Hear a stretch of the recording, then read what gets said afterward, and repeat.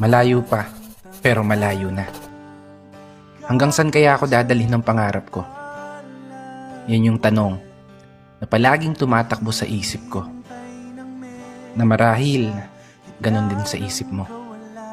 Kasi kung titignan mo, kakaiba talaga yung ginagalawan nating mundo. Parang minsan, nagtitripan na lang tayo. Paikot-ikot na lang yung sitwasyon na paulit-ulit kang natatalo. Oo, minsan, may araw na panalo ka, pero mas madalas pa rin yung nadedehado. May oras na gulong-gulo yung isip mo, may panahon naman na pumapabor sa gusto. Ganito siguro talaga yung ibig sabihin ng buhay. Hindi perpekto ang tempo, at lahat nakaayon lamang sa tiyempo. Pero kahit ganon, dapat magpasalamat pa rin tayo.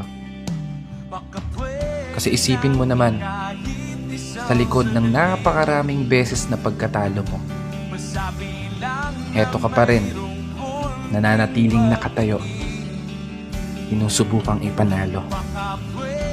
Bawat laban na ikaw lang yung nakakaalam. Mga pagsubok na araw-araw mong pinipilit lampasan, na sa bawat pagpihit ng kamay ng orasan, taglay mo ang lakas ng loob na hindi matutumbasan.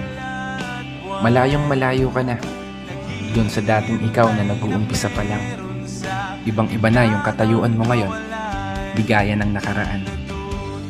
Mas matapang ka na, mas matatag ka na, mas kaya mo nang harapin ng mga problema kahit nag-iisa ka. May napatunayan ka na, may naipundar ka na rin kahit papano. At higit sa lahat, may narating ka na. Malayo pa, pero malayo ka na. Kaya ituloy mo lang ang paglalakbay hanggang sa marating mo yung dulo. Paulit-ulit ka mang matalo, matumba, madapa.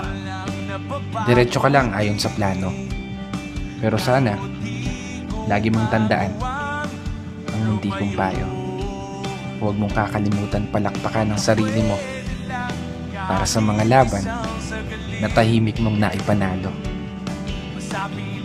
Kaya isang pagpupugay para sa mga taong patuloy sumasabay sa hamon ng buhay.